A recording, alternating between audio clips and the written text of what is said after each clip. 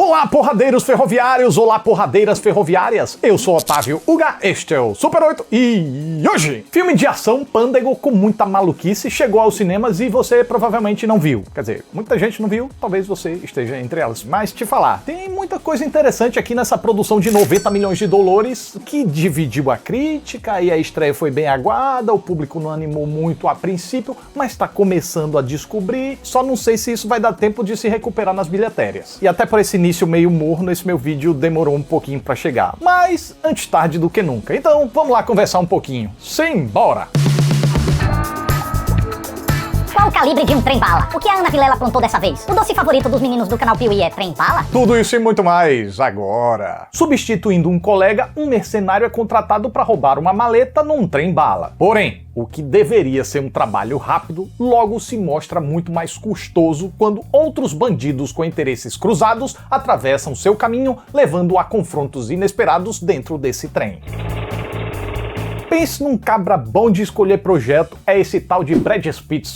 Eu posso até não achar todos os filmes que ele faz um primor, mas dificilmente ele faz algo que não valha pelo menos a assistida. Mas, como dizem, pra tudo tem uma primeira vez. E se isso é verdade, ainda não foi dessa vez, pois Trem Bala é mais uma joia na carreira do seu Pitt. Filme tremendamente bobão, mas muito divertido. Porém, a ver pela repercussão por parte da crítica, no Rotten Tomatoes pelo menos, parece que a metade se concentrou mais no lado bobão do que na diversão. Uma pena, porque em meio a tanta obra mais do mesmo, aqui a gente confere uma mistura de influências tão única quanto inesperada. Tem os mistérios inspirados nas obras da Gatinha, tem diálogos inspirados nas obras do Tarantino, intrincamento bem-humorado das tramas dos filmes de máfia do Guy Ritchie, visual e dinamismo de anime e porradaria que une a crueza das brigas de John Wick com a comicidade de Jack Chan e a violência subversiva de Deadpool. Claro, uma colagem de influências por si só não acarreta em algo automaticamente bom. É preciso haver harmonia entre as ideias. Talvez a diversão de quem não gostou desse filme tenha se perdido nesse ponto. Talvez essas pessoas tenham considerado que as invencionices de Trem Bala não se comunicam bem. Super respeito, mas no meu caso eu discordo disso e vou apresentar meus argumentos. Primeiro eu preciso dizer que eu entendo que cada influência talvez não esteja na medida precisa. Às vezes acho que o filme passa um pouco do ponto do intrincamento, embolando as tramóias demais, talvez para confundir, talvez para parecer mais complexo do que a trama realmente é, talvez para esconder segredos de forma mecânica ou para esconder escorregos na lógica interna de forma safada, como é o caso da dupla de mercenários tão profissionais e hábeis cometendo tanto deslize amador, como deixar uma maleta cheia de dinheiro distante deles. Como é também o caso da permanência do personagem do Brad Pitt no trem. O filme mostra que ele foi impedido em certas circunstâncias, mas em outras me pareceu que ele podia ter saído, mas a narrativa se fez de besta e fingiu que não viu. Às vezes ele se move pelo trem sem muita necessidade, por que ele não fica esperando a próxima parada? E aí quando algumas paradas chegam, não mostram o que o personagem do Brad Pitt está fazendo. Simplesmente esquece que ele estava querendo sair do trem. Aí quando volta a mostrar ele, o trem já está em movimento.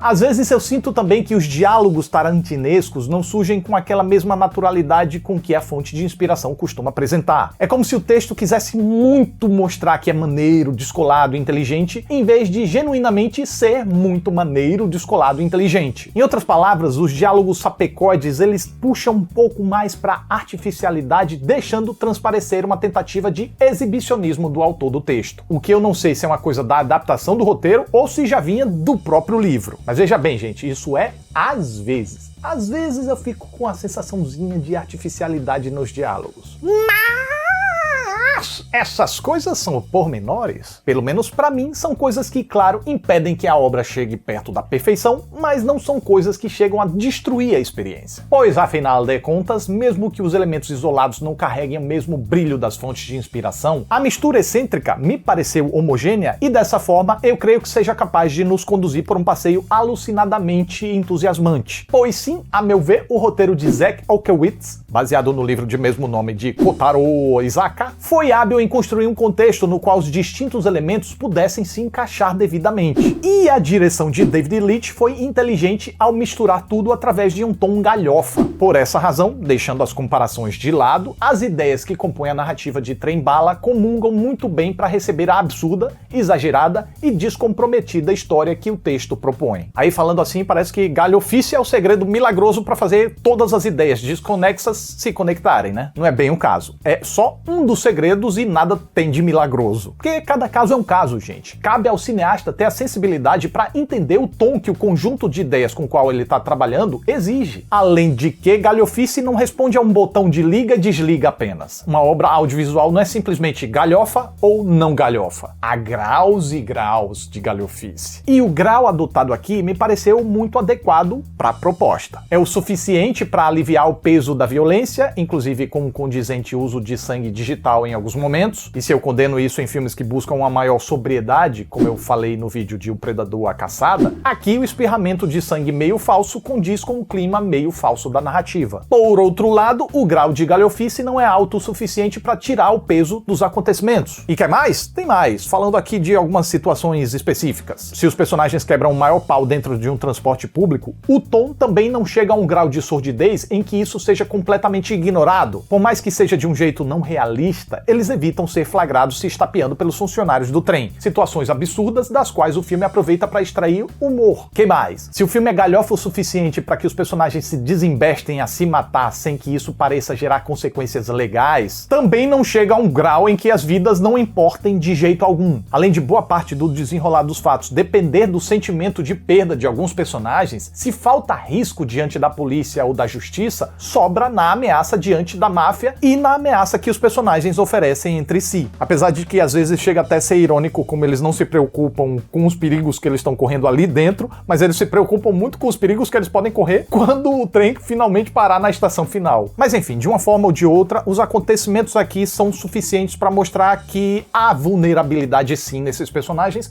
e qualquer coisa pode acontecer a qualquer momento. Inclusive, como a narrativa não explicita de cara quem seria o protagonista desse encontro maluco, a cada ponto de vista novo que a gente acompanha, a ideia de mocinho e vilão vai se invertendo, mantendo as possibilidades soltas numa roleta. De um jeito que, a cada passo, a gente conhece um novo personagem, se interessa por ele, e essa pessoa pode, de repente, se tornar mais uma vítima da mordacidade do filme. Pois se em filmes maluquinhos assim qualquer coisa pode acontecer, Trem Bala passa um cheque ainda mais em branco quando não escancara de início quem é o dono da trajetória principal e de quem seriam as transversais. Até que isso finalmente seja revelado, a gente já teve tempo bastante para se envolver com o geral. Talvez não para se identificar, mas no mínimo para se interessar no que cada um pode oferecer ao enredo. Mesmo que a contribuição seja uma morte surpreendentemente súbita. Curiosamente, essa incógnita sobre qual personagem estaria à frente dos demais embaralha a parte da trama inspirada nas obras da Gatinha. É que se por um lado tem um assassinato misterioso num expresso de um país do Oriente, por outro não tem um investigador para resolver o caso. Aliás, até tem. Os investigadores são os próprios suspeitos. Enquanto estão resolvendo mais uma cacetada de outros assuntos que surgem a cada cruzamento dos seus caminhos. E no meio de tanta encrenca intercalada, descobrir quem é o tal assassino é só mais uma das encrencas. Mas veja só, isso não diminui o filme não, tá? Na verdade é o oposto, engrandece. Pois é bacana quando inspirações servem não para meramente repetir as fontes e pipipi e popopó, mas para serem transformadas, costuradas em outras ideias, que também são transformadas e por aí vai, como Trem Bala faz. E o mesmo conceito com inspirações em outras obras, mas galhofamente transformativo, a gente também confere durante as sequências de ação. Nesse setor a gente já conhece David Leitch de outros carnavais e sabe como ele é muito capaz de nos impressionar. E ainda que as lutas de Trem Bala não sejam tão ousadas como ele fez em Atômica, ou tão subversivamente violentas como ele fez em Deadpool, ainda assim tem vários momentos inspirados de encher os sentidos aqui. Sempre daquele jeito pândego no qual os personagens fazem pausas inesperadas no meio do TB Fiscatapimba. Eles fazem paralelos entre eles e personagens de uma animação infantil de trenzinho, comentam sobre um dos maiores problemas que acometem os vilões, a falta de terapia, e agem de forma tão autoconfiante que parecem não acreditar que poderiam existir outras pessoas melhores do que eles no TBF. Ironicamente, e felizmente, independente do comportamento trivial dos personagens, os enfrentamentos podem muito bem trazer consequências drásticas. Assim a galerinha pode não levar as coisas tão a sério, a narrativa pode não levar as coisas tão a sério, mas o desencadear dos fatos humanos têm vida própria e no frigir dos ovos tudo pode acontecer, como eu havia falado. E eu digo isso ainda que o roteiro apele a certas coincidências convenientes de vez em quando. Afinal de contas, quando apela, pelo menos tem ciência disso e assume como um recurso narrativo válido. Com isso, a conveniência se torna parte essencial da trama, se amarrando ao contexto e até fazendo com que certas pontas se amarrem também. É isso, se vai forçar, que pelo menos explore bem as forçadas narrativamente. Bom, e num filme que se leva tão pouco a sério, a gente vê que o elenco tá claramente se divertindo horrores. Aaron Taylor Johnson e Brian Tyree Henry desenvolvem uma parceria genuína e entusiasmante, e suas interações são geralmente divertidas. Joey King destroça a imagem de menininha de comédia romântica escolar com uma personagem abstratamente perigosa. Só Andrew Koji que me pareceu destoar dos demais por incorporar uma seriedade que não estava na mesma sintonia do projeto. E por fim, Brad Pitt compõe um tipo que contrasta sua personalidade excessivamente sonsa e despretensiosa com a enorme habilidade no esquindolelê que o personagem apresenta. Habilidade que parece ter exigido um cadinho mais da direção e da montagem para esconder a menor destreza do ator. Talvez eu esteja errado e eu não vou poder revisar agora porque eu não tenho o filme à minha disposição. Mas eu fiquei com a impressão de que as cenas de porrada do Brad Pitt foram mais cortadas do que as demais. Não que comprometa, mas ainda assim tira um pouco do brilho da coreografia de luta e da coreografia de cena. Outra coisa, tem outros personagens aqui, tem outros atores aqui, mas eu quero deixar quieto para não estragar nenhuma surpresa. Nem quanto à forma como seus personagens participam, nem quais seriam as participações de atores consagrados. Fato é que tem uma galerinha bacana aí que surpreende com suas aparições sapecoides. Trem Bala é um filme bobocão, mas muito orgulhoso em ser bobocão. É também dedicado a tirar humor e uma aloprância desvairada de uma mistura excêntrica. Nem sempre consegue extrair o máximo de cada elemento com que trabalha, mas eu acredito que o que consiga extrair seja o bastante para provocar uma experiência daquelas bem massa, véi.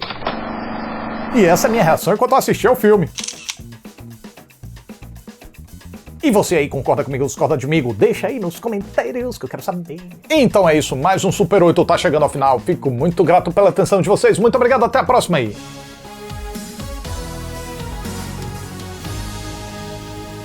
Acho que eu peguei o trem errado. Esse aqui para em São Gonçalo?